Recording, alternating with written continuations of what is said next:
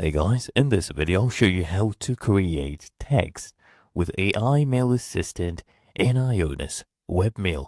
First thing I want you to do, make sure you're logged into your IONOS Webmail dashboard. Come here, click on New Email. And what you need to do here at the bottom, you'll see this icon.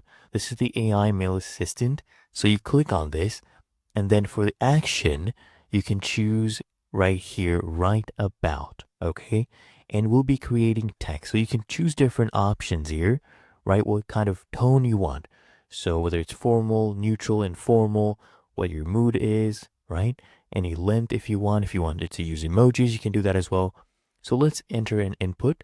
So we'll be thanking John for the invitation, and we'll tell him that be glad to attend. Okay, let's choose a tone here. Let's do informal. Okay, let's do exciting, right? And then we can keep this short. Let's generate, and then we'll get a generate result in literally a second. Okay, there you go. And you can click here on use content. It will automatically go ahead and put this in the body of an email. Just add their email address and a subject, and you're good to go. And that is how to create text with AI Mail Assistant and IONOS Webmail.